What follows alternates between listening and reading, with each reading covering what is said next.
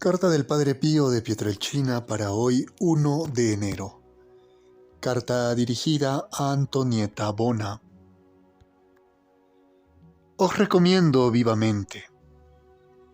Preocúpense de hacer vuestros pobres corazones cada día más gratos a nuestro Maestro y de actuar de modo que el presente año sea más fértil en obras buenas que el pasado, ya que conforme pasan los años y la eternidad se nos acerca, es necesario redoblar el entusiasmo y elevar nuestro espíritu a Dios, sirviéndole con mayor diligencia en todo aquello a lo que nos obligan nuestra vocación y la profesión cristiana. Solo esto nos puede hacer gratos a Dios. Solo esto nos puede hacer salir libres del gran mundo que no es de Dios y de todos nuestros enemigos. Solo esto, por tanto, nos puede hacer llegar al puerto de la salvación eterna. Afrontemos también las pruebas de la vida presente, a las que la divina providencia nos irá sometiendo, pero no nos desanimemos ni nos angustiemos.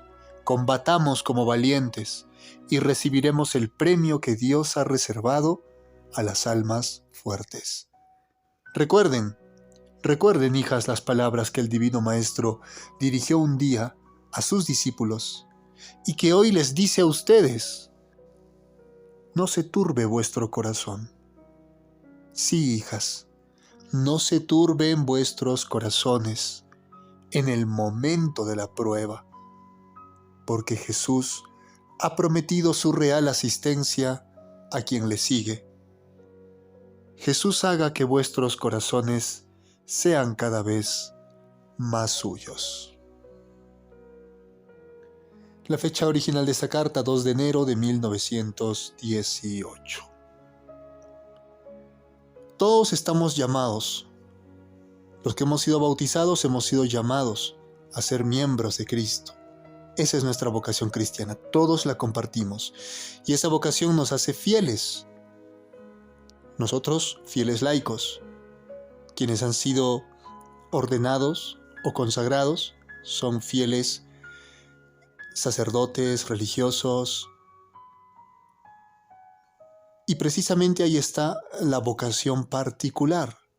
Aparte de la vocación general, todos llamados a ser cristianos y a vivir con Cristo, por Cristo, imitando a Cristo, buscando la santificación en cada una de nuestras acciones. Todos estamos llamados a cumplir con esa meta, todos sin excepción.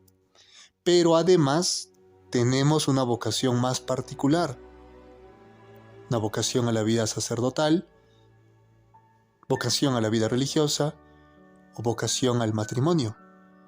Si son vocaciones, o sea, son llamados, uno no decide seguir ese camino porque se le ocurre o porque se le antoja o porque calcula que es lo mejor. Ciertamente la razón nos guía, pero es un llamado.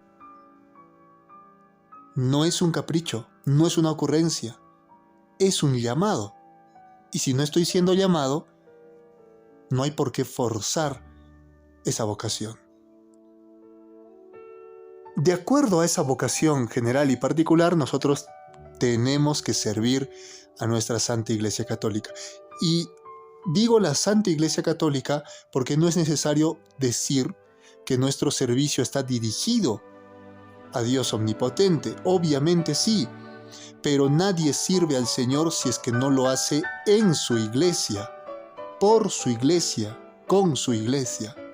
Y la única iglesia es la vera esposa de Cristo. Nuestra Santa Madre, la Iglesia Católica, es la verdadera esposa de Cristo, es su cuerpo místico, es el instrumento de salvación, es el arca de Noé. Quien no está en ella se ahoga, se pierde, está confundido, se extravía. Por eso, tú puedes estar sirviendo de maravilla a Dios, en tu casa, con tus amigos, en tus proyectos personales, haciendo muchas cosas. Te pareces más a un protestante. Los protestantes hacen eso. desempeñando muchas funciones, con mucho esfuerzo, con mucho trabajo, pero nunca con la Iglesia Católica.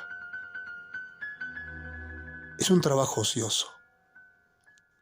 Es una ilusión por medio de la acción. Creer que por el hecho de que actúo mucho, estoy sirviendo a Dios, y no es así. Por lo tanto, hasta aquí necesitamos dos elementos fundamentales para que nuestra acción sea genuina. Primero, oración y discernimiento. Y segundo, estar con la Iglesia. Trabajar por la Iglesia, en la Iglesia. Y eso no significa que tienes que consagrarte o tienes que buscar ser ordenado sacerdote, sino significa que ahí donde tú estás, ahí sirves a tu iglesia. Y ahí donde tú estás, significa en tu parroquia. Perteneces a una diócesis, perteneces a un ámbito que está contemplado por la Santa Iglesia Católica, y allí tienes tareas concretas. Y el Padre Pío dice: sirviendo al Señor con mayor diligencia en todo aquello que nos obliga nuestra vocación y profesión cristiana, según los problemas, las necesidades de tu parroquia, tú aportas, propones, asumes responsabilidades según lo que pide la parroquia o lo que asigna el obispo o el sacerdote párroco. Es tan importante servir a nuestra Santa Iglesia que mediante ese servicio nosotros nos liberamos del mundo. A mí no me importa trabajar por el mundo. No quiero trabajar para el mundo. Quiero trabajar por la Iglesia. Pero además, con el servicio, nosotros nos hacemos gratos a Dios, porque estamos trabajando por su esposa, por la Santa Iglesia Católica. Y en tercer lugar, mediante el servicio, nosotros salvamos nuestra alma. Qué importante es un católico que alaba continuamente al Señor. ¿Cómo alabas a Dios? Rezando sus salmos, orando, teniendo tiempos de oración continuos, conociendo las maravillas del Señor.